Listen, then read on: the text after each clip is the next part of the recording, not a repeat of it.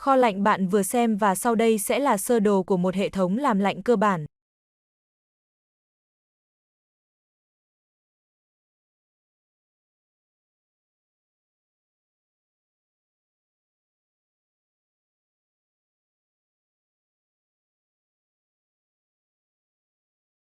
The four main refrigeration cycle components.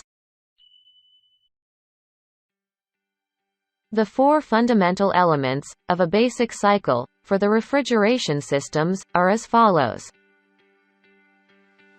Compressor,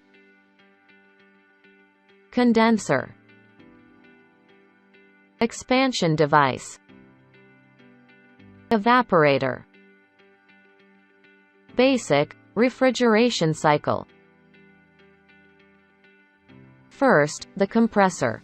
Compression is the first step in the refrigeration cycle, and a compressor is the piece of equipment that increases the pressure of the working gas. Refrigerant enters the compressor as low-pressure, low-temperature gas, and leaves the compressor as a high-pressure, high-temperature gas. Second, the condenser. The condenser, or condenser coil, is one of two types of heat exchangers used in a basic refrigeration loop. This component is supplied with high-temperature, high-pressure vaporized refrigerant coming off the compressor.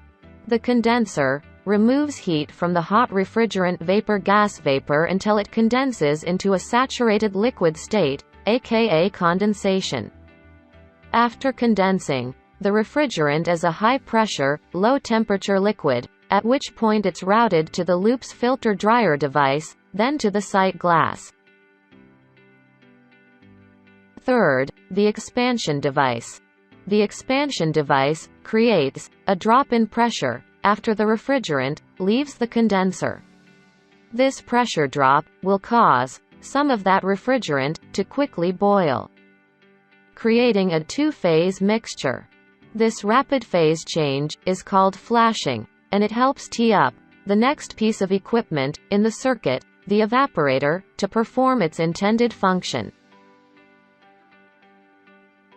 Finally, the evaporator. The evaporator is the second heat exchanger, is a standard refrigeration circuit, and like the condenser, it's named for its basic function. It serves as the business end of a refrigeration cycle, given that it does what we expect air conditioning to do, absorb heat.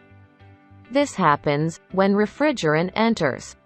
The evaporator is a low-temperature liquid at low pressure, and a fan forces air across the evaporator's fins, cooling the air by absorbing the heat from the space in question into the refrigerant. After doing so, the refrigerant is sent back to the compressor, where the process restarts. And that, in a nutshell, is how a refrigeration loop works.